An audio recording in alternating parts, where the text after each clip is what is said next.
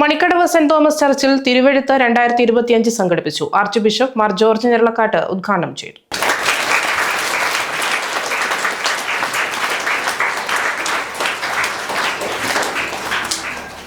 Manikkadavu saint Thomas ചർച്ചിൽ നടന്ന തിരുവെഴുത്ത് 2025 arch bishop Mar George Njeralakatt ഉദ്ഘാടനം ചെയ്തു. പള്ളി വികാരി ഫാദർ പൈസ് പടിഞ്ഞാറേമുറിയിൽ സ്വാഗതം പറഞ്ഞ ചടങ്ങിൽ father Josbin Ettickal, higher secondary school principal Shaji Varghese, Mathruvedi president Cicily Baby Pushpakunnel എന്നിവർ സംസാരിച്ചു.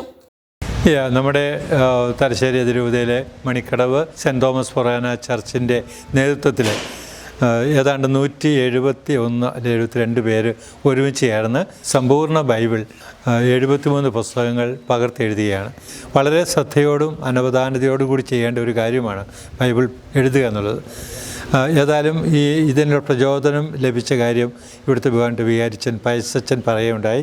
കഴിഞ്ഞ പ്രാവശ്യം വാർഷിക ധ്യാനം നടന്ന വേളയിൽ അഭിമന്യ പ്രിൻസ് പാണങ്ങാടൻ പിതാവ്, അദ്ദേഹം ഷംസാബാദ് രൂപതയുടെ മെത്രാപ്പൊലീത്തയാണ്, ബൈബിൾ പണ്ഡിതനുമാണ്. അദ്ദേഹം വചനം പ്രസംഗിച്ച ധ്യാന ദിവസങ്ങളിൽ എല്ലാ വൈദികരോടും പറഞ്ഞിരുന്നു, 4 ദിവസം കൊണ്ട് വൈദികരെല്ലാവരും 4 സുവിശേഷം മുഴുവൻ വായിച്ച് തീർക്കണമെന്ന്. അപ്രകാരം ചെയ്തു എല്ലാവരും. അതൊരു വലിയ പ്രചോദനമായിരുന്നു. അപ്പോൾ ആ പ്രചോദനം ഉൾക്കൊണ്ടുകൊണ്ടാണ് പൈസച്ചനിങ്ങനെ സമ്പൂർണ്ണ ബൈബിള് എഴുതി പൂർത്തിയാക്കുന്ന ചിന്ത തോന്നിയത്. അപ്പോൾ അതിനെ പറ്റി പ്ലാനുകളിട്ടു, ആളുകളെ ക്ഷണിച്ചു. ഇപ്പോൾ ഏതാണ്ട് 172 പേര് ഒരുമിച്ച് ചേർന്ന് ബൈബിളിലെ ഉൽപ്പത്തി പുസ്തകം മുതൽ വെളിപാട് പുസ്തകം വരെയുള്ള 75 പുസ്തകങ്ങൾ എഴുതി പൂർത്തീകരിക്കുകയാണ്. അതിൻ്റെ നിയമങ്ങളെല്ലാം കൃത്യം പാലിച്ചുകൊണ്ട് മനോഹരമായ ഒരു കർമ്മമാണിത്. ബൈബിൾ എഴുതുക എന്ന് പറയുമ്പോൾ ദൈവവിശ്വാസികളായിട്ട്, പ്രത്യേകിച്ച് കത്തോലിക്കരായിട്ടുള്ള നമുക്കെല്ലാവർക്കും അറിയാം, വചനം എന്ന് പറയുമ്പോൾ അത് കർത്താവായ ഈശോ തന്നെയാണ്. വചനം എന്ന് പറയുമ്പോൾ ദൈവമായിരുന്ന അവിടുന്ന് മനുഷ്യനായി അവതരിച്ചു ക്രിസ്മസ്, ആ ഈശോയെ സൂചിപ്പിക്കും. രണ്ടാമത് ഈശോയുടെയും പ്രവാചകരുടെയൊക്കെ ആ വചനങ്ങൾ അടങ്ങിയ വിശുദ്ധ ഗ്രന്ഥം, എഴുതപ്പെട്ട വചനം. അപ്പോൾ ഈ രണ്ടർത്ഥത്തിലും വചനത്തിന് വാക്ക് ഉപയോഗിക്കുന്നുണ്ട്. അപ്പോൾ ആ വചനമാണ് ഇവിടെ എഴുതപ്പെടുന്നത്. വചനം എഴുതുമ്പോഴത്തെ പ്രത്യേകത, ആദ്യം എഴുതാൻ തുടങ്ങുമ്പോൾ നമുക്ക് ഇച്ചിരി പേടിയും ഒക്കെ ഉണ്ടാവും. പക്ഷെ പതുക്കെ അത് നമ്മൾ അതിലേക്ക് ശ്രദ്ധ കേന്ദ്രീകരിക്കുമ്പോൾ അത് വളരെ മനോഹരമായിരിക്കും. വചനം കേൾക്കുമ്പോൾ വചനം നമ്മളെ സ്പർശിക്കുന്നെങ്കിൽ എഴുതുമ്പോൾ എത്ര അധികമായിട്ട് നമ്മളെ സ്പർശിക്കുക തന്നെ ചെയ്യും. അപ്പോൾ അതിലൂടെ ഈ വചനം എഴുതിയ പല ആളുകളും പല ഇടങ്ങളിലും വചനം എഴുതി പൂർത്തീകരിച്ചു. അവർ പറഞ്ഞിട്ടുണ്ട്, അവർക്ക് ചിലർക്കൊക്കെ രോഗങ്ങൾ മാറി, മനസ്സമാധാനം ഉണ്ടായി, ഒത്തിരിയേറെ കുടുംബത്തിൽ സന്തോഷം കൂടുതൽ വർദ്ധിച്ചു. ഇതൊക്കെ ഇങ്ങനെ സൂചിപ്പിക്കുന്നുണ്ട് വചനെഴുത്തിൻ്റെ. അപ്പോൾ നമ്മുടെ ഈ ഇടവകയിൽ ഇത്രയും ആളുകൾ ഒരുമിച്ച് കൂടി വചനം എഴുതുമ്പോൾ ആ എഴുതുന്ന ഫോണും ഈ പ്രദേശം മാത്രമല്ല, നമ്മുടെ പ്രദേശം മുഴുവൻ ദൈവത്തിൻ്റെ വചനത്താൽ വിശദീകരിക്കപ്പെടാൻ പോവുകയാണ്. അത് വലിയൊരു കാര്യം. എഴുതുന്നവർക്ക് ഒരു പുതിയ ചൈതന്യം കിട്ടുമെന്ന് ഉറപ്പാണ്. ഇതൊരു വലിയ സംരംഭമാണ്. നേരത്തെ ഇവിടെ പ്രതിപാദിക്കപ്പെട്ടതുപോലെ ഇത്രയും ആളുകൾ ഒരുമിച്ച് ചേർന്ന് ഇത്ര മണിക്കൂർ കൊണ്ട് സമ്പൂർണ്ണ ബൈബിൾ എഴുതി പൂർത്തീകരിക്കുക എന്നുള്ള ഒരു ദൗത്യം, ആ ഒരു ഇവൻ്റ് ഒരുപക്ഷെ നമ്മുടെ കേരളത്തിൽ തന്നെ ആദ്യമായി നടക്കുന്നതാണ്. മറ്റുള്ളവരോട് നടന്നിട്ട് നമുക്ക് അറിഞ്ഞുകൂടാ. അപ്പോൾ ഞാൻ ഈ അവസരത്തിൽ ഇതിൻ്റെ പിന്നിൽ കുറച്ച് എല്ലാവരെയും സ്നേഹത്തോടെ ഓർക്കുകയാണ്. നമ്മുടെ പ്രിയമുള്ള പൈസച്ചൻ, കൊച്ചച്ചൻ, ഈറ്റക്കലച്ചൻ, പിന്നെ ഇതിനോട് സഹകരിച്ച എല്ലാവരും, ഒത്തിരി പേര് ഇതിൻ്റെ പിന്നിൽ പ്രവർത്തിച്ചിട്ടുണ്ട്. ഒത്തിരി പേരുടെ സഹകരണവും സഹായമൊക്കെ കൊണ്ട് അത് നടക്കുന്നതും. കാരണം ഈ 170 പേർക്ക് വേണ്ട എല്ലാ ക്രമീകരണങ്ങളും ഒരുക്കുമ്പോൾ അതിൻ്റേതായ ചിലവുകളുണ്ടല്ലോ. പക്ഷേ എല്ലാവരും കൂടി അതൊക്കെ മനോഹരമായി നടത്തിക്കൊണ്ട് പോകുമ്പോൾ ആ വചനത്തോടുള്ള ഒരു താല്പര്യം കൂടിയാണ് ഇത് കാണിക്കുന്നത്. കാലം ചെല്ലുന്തോറും ഇങ്ങനെ വചനം വായിക്കണം, വചനം എഴുതണം, പഠിക്കണം എന്നൊരു താല്പര്യവും വർദ്ധിച്ചു വരുന്നതിൻ്റെ സൂചന കൂടിയാണിത്. എല്ലാ നന്മകളും നമുക്ക് നേരാം ഈ സംരംഭത്തിലൂടെ അവർക്ക് മാത്രമല്ല നമുക്കും ഒത്തിരിയേറെ കൃപകൾ, ദൈവാനുഗ്രഹം ഈ പ്രദേശത്തിനും ഈ സ്ഥാപനത്തിനും എല്ലാവർക്കും കിട്ടട്ടെ എന്നാണ് ഞാൻ ആശംസിക്കുന്നത്. ഫാദർ, അപ്പോൾ വചനത്തിൽ എഴുതേണ്ട കാര്യങ്ങളും അതുപോലെ തന്നെ നമുക്ക് കൈയക്ഷരം എങ്ങനെ എന്തെങ്കിലും ഉണ്ടോ? അതുകൊണ്ടുണ്ട്. വചനത്തിൽ എഴുതേണ്ടത് വേദപുസ്തകം എല്ലാവരുടെയും കയ്യിലുണ്ട്. ആ ഓരോ പുസ്തകത്തിലും അവർക്ക് കൊടുത്തിരിക്കുന്ന ഭാഗമുണ്ട് എഴുതാനായിട്ട്. ചിലർക്ക് 11 അധ്യായം എഴുതണവർ, ചിലർ 10 അധ്യായങ്ങൾ എഴുതേണ്ടത്, ചിലർ 5 അങ്ങനെ കൃത്യം ക്രമീകരിച്ചിട്ടുണ്ട്. അപ്പോൾ അവരത് എഴുതുമ്പോൾ ഉദാഹരണത്തിന് ഒരു അധ്യായം 1 അത് അവർ എഴുതണം. പെൻസിൽ കൊണ്ട് അധ്യായം 1 എഴുതണം. ഹെഡിങ്ങുകളും പെൻസിൽ കൊണ്ട് എഴുതണം. പിന്നെ 1-ാമത്തെ വചനമാണെങ്കിൽ അത് മഷി കൊണ്ട് എഴുതണം. പിന്നെ ഓരോ കാര്യം, പിന്നെ അതിനൊക്കെ കുത്ത്, കോമ, ഇങ്ങനെയുള്ള കാര്യങ്ങളെല്ലാം ശ്രദ്ധിച്ച് ബൈബിളിൽ എങ്ങനെ പ്രിൻ്റ് ചെയ്തിരിക്കുന്നത് അതുപോലെ എഴുതണം. പ്രായം തന്നെ ഇല്ല. കുഞ്ഞുങ്ങൾ മുതലുണ്ട്. ഇവിടെ ഉണ്ടായി. ഇവിടെ 9 വയസ്സുള്ള കുഞ്ഞ് തുടങ്ങി മുകളിലേക്കുള്ളവരുണ്ട്. ഇതിനകത്ത് 25 പുരുഷന്മാർ പങ്കെടുക്കുന്നു. 20ഓളം യുവജനങ്ങളുണ്ട്. കൊച്ചു കുഞ്ഞുങ്ങൾ കുറേ പേർ, എന്ന് വെച്ചാൽ നമ്മുടെ UP സ്കൂളിലൊക്കെ പഠിക്കുന്ന കുട്ടികൾ കുറേ പേരുണ്ട്. അത് കഴിഞ്ഞ് ഹൈസ്കൂളിലും പിന്നെ അധികം പേരും മുതിർന്നവരായ നമ്മളെ ചേട്ടത്തിമാരാണ്, സഹോദരിമാരാണ്. അത് പറഞ്ഞില്ല, അവരൊക്കെ നല്ല വെള്ള വസ്ത്രം ധരിച്ച് വന്നിരുന്ന് ഒരുങ്ങി തയ്യാറായിട്ടാണ് പ്രാർത്ഥിച്ചത്. ഓക്കെ, അപ്പോൾ അതുപോലെ തന്നെ ക്രിസ്മസ് മാസം ആരംഭിച്ച്, അപ്പോൾ അതിനെക്കുറിച്ചും കൂടി ഇപ്പോൾ ക്രിസ്മസിൻ്റെ ഒരുക്കമായ അവസരമാണിത്. ഇപ്പോൾ ഒരാഴ്ച കഴിഞ്ഞാൽ ക്രിസ്മസിലേക്ക് നമ്മൾ വരികയാണ്. ഒരുപക്ഷെ ക്രിസ്മസിനുള്ള ഏറ്റവും വലിയ ഒരുക്കമാണ് ഈ മക്കൾ ചെയ്യുന്നത്. ആ വചനം എഴുതി അത് ഈശോയെ സ്വീകരിക്കാൻ തയ്യാറാകുക. അവർ മാത്രമല്ല, അവരിലൂടെ നമ്മുടെ ഈ മണിക്കടവ് തന്നെ ഒരുങ്ങിയാണ് ക്രിസ്മസിന് വേണ്ടി. ക്രിസ്മസ് ദൈവപുത്രൻ കർത്താവായ ഈശോ മണ്ണിൽ അവതരിച്ചതിൻ്റെ ഓർമ്മയാണ്. ദൈവത്തിൻ്റെ സ്നേഹമാണല്ലോ പ്രകടമാകുന്നത്. മനുഷ്യപുത്രൻ്റെ ജനനത്തോടു കൂടിയാണ് നമുക്കറിയാം BC യും AD യും തന്നെ വരുന്നത്. Before Christ and after Christ, അല്ലെങ്കിൽ ആന്നോ ഡോമിനി എന്നാണ് പറയുന്നത്. AD ആന്നോ ഡോമിനി, കർത്താവിൻ്റെ വർഷം. യേശുവാണ് തലമുറകളെ ഒന്നിപ്പിക്കുന്ന വ്യക്തി എന്ന് പറയാറുണ്ട്. എന്ന് വെച്ചാൽ പഴയതിനെയും പുതിയതിനെയും ഒന്നിപ്പിച്ച വ്യക്തി യേശുവാണ്. ജനതകളെ ഒന്നിപ്പിക്കുന്ന വ്യക്തി യേശുവാണ്. അപ്പോൾ തീർച്ചയായിട്ടും ക്രിസ്മസ് നമ്മളെല്ലാവരും ഒന്നിപ്പിച്ച് സ്നേഹത്തിൽ കൊണ്ടുവരുന്ന ഒരു വലിയ തിരുനാൾ കൂടിയാണെന്ന് മാത്രം ഓർക്കുന്നു. അവിടെ എല്ലാവർക്കും ഇടം കണ്ടെത്തണം. സത്രത്തിലാണ് അവിടുന്ന് പറഞ്ഞതെങ്കിൽ പാവപ്പെട്ടവനിലേക്കുള്ള പ്രത്യേക കരുതലും ശ്രദ്ധയും നമുക്കുണ്ടാകണമെന്ന് തിരുനാൾ ഓർമ്മപ്പെടുത്തിയാണ്. നന്മ നേരുന്നു. അപ്പോൾ നമ്മൾ കൂടെ നിൽക്കുന്നത് മണിക്കടവ് പള്ളിയിലെ വികാരിയച്ഛനാണ്. അപ്പം ഫാദറിനെ കുറിച്ച് നമുക്ക് കുറച്ച് കൂടുതൽ സംസാരിക്കാനുണ്ട്. ആദ്യം നമുക്ക് 2025 തിരുവെഴുത്ത്, അതിനെക്കുറിച്ച് എന്താണ് പറയാനുള്ളത്? ഞങ്ങളുടെ മണിക്കടവ് ഇടവക ഒരു ഫൊറോന ദേവാലയമാണ്. 8ഓളം ഇടവകളുടെ ഒരുമിച്ച് ചേരുന്ന ഒരു വലിയ ദേവാലയമാണ്. 850ഓളം കുടുംബങ്ങളുള്ള ഒരു ഇടവകയാണ്. 2025 വർഷത്തിലെ ഞങ്ങളുടെ ഇടവകയുടെ ഏറ്റവും വലിയൊരു ആത്മീയ ശുശ്രൂഷയാണ് തിരുവെഴുത്ത് 2025 എന്ന പേരിലുള്ള മലയാളം വിശുദ്ധ ഗ്രന്ഥത്തെ അതേപോലെ 172ഓളം ആളുകൾ ഒരുമിച്ച് ചേർന്ന് പകർത്തി എഴുതുന്നു.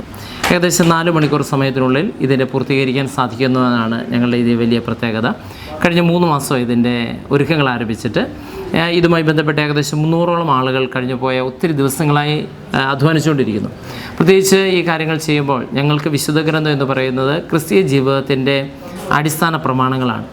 ഈശോ തന്നെയാണ് വിശുദ്ധ ഗ്രന്ഥം എന്നാണ് ഞങ്ങൾ വിശ്വസിക്കുന്നത്. ദിവ്യകാരുണ്യത്തിൽ വിശുദ്ധ കുർബാനയിലുള്ള ഈശോ കഴിഞ്ഞാൽ ദിവ്യ വചനത്തിലുള്ള ഈശോയാണ് ഞങ്ങൾ ഏറ്റവും കൂടുതൽ സ്നേഹിക്കുകയും ബഹുമാനിക്കുകയും ചെയ്യുന്നത്. അതുകൊണ്ട് വിശുദ്ധ ഗ്രന്ഥത്തിലെ ഈശോയെ തന്നെ ഞങ്ങൾ അത് രൂപപ്പെടുത്തുന്ന ഒരു വലിയ ശുശ്രൂഷയാണ്. ഇത്രയേറെ ആളുകളെ ഒരുമിച്ച് ചേർത്ത് ഈ കാര്യങ്ങൾ ചെയ്യുമ്പോൾ ഒരുപക്ഷെ എനിക്ക് തോന്നുന്നു കത്തോലിക്ക സഭയിലെ ആദ്യത്തെ ഒരു സംരംഭമായിരിക്കും. ഒറ്റ ദിവസം കൊണ്ട് ഇത്രയും ആളുകൾ ഒരുമിച്ച് ചേർന്ന് ഒരു മിഷൻ പോലെ ഇത് നിർവഹിക്കുന്നു എന്നുള്ളത്. മാത്രമല്ല കേരള സഭയിലെ സിറോ മലബാർ സഭയിലെ ആദ്യത്തെ ഒരു ശുശ്രൂഷയാണിത്. മാത്രമല്ല വ്യത്യസ്ത ഇടവുകളൊക്കെ വിശുദ്ധ ഗ്രന്ഥം അനേക ദിവസങ്ങളെടുത്ത് ആളുകൾ ഒറ്റയ്ക്ക് ഇല്ലെങ്കിൽ സംഘാതമായിട്ടൊക്കെ എഴുതുന്ന ഒരു രീതി ഉണ്ടായിരുന്നു. പക്ഷേ ഇത് ആദ്യമായി തന്നെ ഈ ഒരു ശുശ്രൂഷ നിർവഹിക്കപ്പെടുകയാണ്.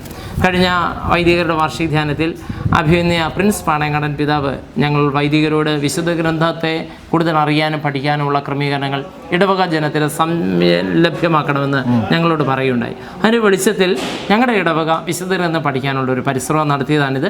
ഈ 172 പേര് ഒരുമിച്ച് വിശുദ്ധ ഗ്രന്ഥം അവർ വായിച്ചു തീർത്തിട്ടുണ്ട്. ഒത്തിരിയേറെ വചനങ്ങൾ ബൈഹാർട്ട് പഠിച്ചിട്ടുണ്ട്. അത് അവരുടെ വ്യക്തി ജീവിതത്തെ സ്വാധീനിച്ചിട്ടുണ്ട്.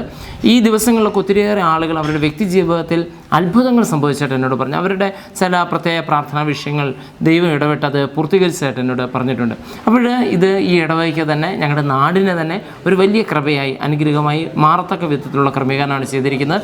എഴുതുന്നവർക്കുള്ള സാക്ഷ്യപത്രങ്ങൾ, സർട്ടിഫിക്കറ്റുകൾ, സമ്മാനങ്ങൾ, മറ്റ് ക്രമീകരണങ്ങളൊക്കെ ഇതിനു വേണ്ടി ഭക്ഷണം ഒക്കെ ഞങ്ങൾ ക്രമീകരിച്ചിട്ടുണ്ട്. ഒത്തിരി പേരുടെ അഭ്യുദയകാംക്ഷികളുടെ സഹായം കൊണ്ടും ഇടവകയുടെ മൊത്തത്തിലുള്ള ഒരു പരിശ്രമമാണിത്. ഓക്കെ, അതുപോലെ തന്നെ ക്രിസ്മസ്, അപ്പോൾ അതിനെക്കുറിച്ച് 2 വാക്ക് കൂടി പറയാമോ? തീർച്ചയായും. ക്രിസ്മസ് എന്ന് പറയുന്ന ലോകത്തിൻ്റെ ആഘോഷമാണ്. ഇതേപോലെ ഏറ്റവും കൂടുതൽ ലോകം മുഴുവനും ആഘോഷിക്കുന്ന ഒരു തിരുനാളില്ല. അത് ക്രിസ്തു മനുഷ്യനായി പിറന്നതിൻ്റെ ഓർമ്മപ്പെടുത്തലാണ്. ഒരു കുടുംബത്തിൽ ദൈവം മനുഷ്യനായി പിറക്കുകയും മനുഷ്യൻ്റെ രൂപത്തിലേക്ക് ദൈവം ഇറങ്ങി വരികയും ചെയ്തതിൻ്റെ ഓർമ്മയാണ് ക്രിസ്മസ് എന്ന് പറയുന്നത്. മനുഷ്യൻ്റെ ഛായ എന്താണ്, അതിൻ്റെ ഏറ്റവും വലിയ മഹത്വം എന്താണെന്ന് ചോദിച്ചാൽ ദൈവത്തിൻ്റെ സാദൃശ്യവും ഛായയാണ് മനുഷ്യർക്കുള്ളത് എന്നുള്ളതാണ്. അപ്പോൾ ദൈവത്തിൻ്റെ മുഖമാണ് നമുക്കുള്ളത്. അപ്പോൾ മനുഷ്യനായി ദൈവം തന്നെ ഈ മനുഷ്യ ശരീരത്തിൻ്റെ മഹത്വത്തെ കാണിച്ചു തരുന്ന തിരുനാളാണ് ക്രിസ്മസ്. അത് പ്രപഞ്ചത്തിൻ്റെ നടുവിൽ, എല്ലാത്തിൻ്റെയും പരിച്ഛേദത്തിൻ്റെ നടുവിലാണ്. മൃഗങ്ങളുടെ, പക്ഷികളുടെ, സാധാരണക്കാരായ മനുഷ്യരുടെ, രാജാക്കന്മാരുടെ, ആട്ടിൻകൂട്ടങ്ങളുടെ എല്ലാം നടുവിലാണ്, ഒരു പുൽത്തൊട്ടിലാണ് ദൈവം പിറന്നത്. അപ്പോൾ അത് തീർച്ചയായും ഈ ക്രിസ്മസ് അതുകൊണ്ട് തന്നെ ഞങ്ങളുടെ ലോകത്തിന് തന്നെ ശ്രദ്ധാർഹമായ ഒരു തിരുനാളാണ്. മാത്രമല്ല ക്രിസ്മസ് കാലയളവ് പ്രകൃതിക്ക് തന്നെ ഒരു മാറ്റമുണ്ടല്ലോ, നമ്മുടെ മനസ്സിന് തന്നെ ഒരു സന്തോഷമുള്ള ഒരു കാലാവസ്ഥയാണ്. അപ്പോൾ ഈ ക്രിസ്മസ് കാലയളവിൽ ഈ വചനം മനുഷ്യനായി തീർന്നതിൻ്റെ ഓർമ്മപ്പെടുത്തൽ അടയാളപ്പെടുത്തുന്ന ഈ ദിവസങ്ങൾ തന്നെ ഇത് ഞങ്ങൾ ബോധപൂർവമായി തിരഞ്ഞെടുത്തതാണ്. ഈ വർഷത്തിൻ്റെ സമാപനം കൂടിയാണല്ലോ 2025 വർഷം. അതുകൊണ്ട് തന്നെയാണ് തിരഞ്ഞെടുത്തത്. അതുകൊണ്ട് തന്നെ എല്ലാവർക്കും ക്രിസ്മസിൻ്റെ മംഗളങ്ങൾ നേരുന്നു. പുതിയൊരു ആണ്ടിൻ്റെ മംഗളങ്ങളും 2026 വർഷത്തിൻ്റെ മംഗളങ്ങളും സ്നേഹത്തോടെ ആശംസിക്കുന്നു. അപ്പോൾ ഈ 2025 തിരുവഴുത്തിന് പല ആളുകളും എല്ലാവരുടെ സഹായം തന്നെ വേണ്ടി വന്നു. തീർച്ചയായും ഒരുപാട് ആളുകളുടെ ഒത്തിരി ആളുകളുടെ കുറേ നാളുകൾ 3 മാസത്തോളമായി എനിക്ക് തോന്നുന്നു ഏകദേശം ഒരു 300-നടുത്ത ആളുകളുടെ സഹായം ഇതിന് വേണം. ഞങ്ങളുടെ കൂട്ടായ്മയിലുള്ള 14 അസോസിയേഷൻസ് അത് ഇതിനോട് ഈ വെഞ്ചറുമായിട്ട് സഹകരിച്ചിട്ടുണ്ട്. 14 ഗ്രൂപ്പുകൾ, 14 സംഘടനകൾ, കൂട്ടായ്മകൾ, അതുപോലെ തന്നെ വിവിധ പാരിഷ് കൗൺസിൽ അംഗങ്ങൾ, 39 യൂണിറ്റുകളെല്ലാം ഇതിനോട് സഹകരിച്ചിട്ടുണ്ട്. ഒത്തിരി പേര് സാമ്പത്തിക സഹായങ്ങൾ, പിന്തുണകൾ നൽകിയിട്ടുണ്ട്. 1 ലക്ഷത്തിലധികം രൂപ ചെലവുള്ള ഒരു പ്രോഗ്രാം കൂടിയായിരുന്നു ഇത്. ഓക്കെ, അപ്പോൾ മംഗളകരമാക്കാൻ നമ്മുടെ പിതാവ് എത്തിയിട്ടുണ്ട്. അതിനെക്കുറിച്ച് തീർച്ചയായും അത് വലിയ സന്തോഷകരമായ കാര്യമാണ്. ഞങ്ങളുടെ ഉദ്ഘാടകനായി തലശ്ശേരി അതിരൂപതയുടെ ആർച്ച് ബിഷപ്പ് എമിറേറ്റഡ് മാർ ജോർജ് ഞലക്കാട്ട് പിതാവ് ഞങ്ങളോട് കൂടിയായിരിക്കുന്നു. ഞങ്ങൾ ഈ പരിപാടി ആരെ ഉദ്ഘാടനം ചെയ്യണമെന്ന് ഞങ്ങൾ മനസ്സിൽ കരുതിയപ്പോഴേ തന്നെ അഭിയുന്ന പിതാവായിട്ടാണ് ഞങ്ങൾ കോൺടാക്ട് ചെയ്തത്. കാരണം അഭിയുന്ന പിതാവിന് വളരെ ഹൃദയ സ്പർശിയായ സന്ദേശങ്ങൾ പങ്കുവയ്ക്കാനുള്ള പ്രത്യേകമായൊരു കഴിവുണ്ട്. മാത്രമല്ല മനുഷ്യരോട് അവരുടെ വിഷമങ്ങളോട് ഒക്കെ ഒത്തിരിയേറെ താതാത്മ്യപ്പെടുന്ന ഒരു പിതാവായിട്ടാണ് അഭിയുന്ന മാർ ജോർജ് ഞലക്കാട്ട് പിതാവിനെ ഞങ്ങൾക്ക് അനുഭവപ്പെട്ടിട്ടുള്ളത്. അതുകൊണ്ട് ഈ ഒരു പ്രോഗ്രാം ഔദ്യോഗികമായി ഉദ്ഘാടനം ചെയ്യാൻ അഭിയുന്ന പിതാവിനെ തന്നെ ഞങ്ങൾ തിരഞ്ഞെടുക്കുകയായിരുന്നു. അഭിയുന്ന പിതാവിന് ഇന്നേ ദിവസം ഇതിനു വേണ്ടി മാറ്റിവെച്ചു, സമയം ഞങ്ങൾക്ക് അലോട്ട് ചെയ്തു തന്നു. പിതാവിൻ്റെ സാന്നിധ്യം കൊണ്ട് തന്നെ ഹൃദ്യമായ ഒരു അനുഭവമായി ഞങ്ങൾക്ക് അനുഭവപ്പെടുന്നു. ജനറ്റ് ഞങ്ങളുടെ ഇടവകയുടെ ഒരു വലിയ ഒരു സപ്പോർട്ടറാണ്. തീർച്ചയായും ഞങ്ങളുടെ എല്ലാ പരിപാടിക്കും ജനറ്റ് ഞങ്ങളുടെ വാർത്തകൾ കൊടുക്കാറുണ്ട്, ഞങ്ങൾ പ്രോഗ്രാമിന് ക്ഷണിക്കാറുണ്ട്. നിങ്ങളുടെ പ്രോഗ്രാം മലയോര പ്രദേശത്ത് പലതരത്തിലുള്ള നിങ്ങളുടെ വാർത്താ അവതരണങ്ങൾ സാമൂഹ്യ ചലനങ്ങൾ ഉണ്ടാക്കുന്നുണ്ട്. ജനപക്ഷത്ത് നിന്നുകൊണ്ട് നിങ്ങളെ കാര്യങ്ങളെപ്പറ്റി ചർച്ച ചെയ്യുന്നു. തീർച്ചയായും നിങ്ങൾ ഇത്തരമുള്ള ഞങ്ങളുടെ ഇടവകയുടെ 4000-ഓളം ആളുകൾ ഉള്ള ഈ ഇടവകയിലെ ഈ മനോഹരമായ ചടങ്ങുകൾ കവർ ചെയ്യാൻ വന്നതിന് ഇടവക സമൂഹത്തിൻ്റെ പേരിലുള്ള പ്രത്യേക അഭിനന്ദനങ്ങൾ ഞങ്ങളെ ജനറ്റിന് പങ്കുവയ്ക്കുന്നു. നമുക്ക് തീർച്ചയായും വീണ്ടും കൊളാബറേറ്റ് ചെയ്യാം. Okay father, thank you. Okay.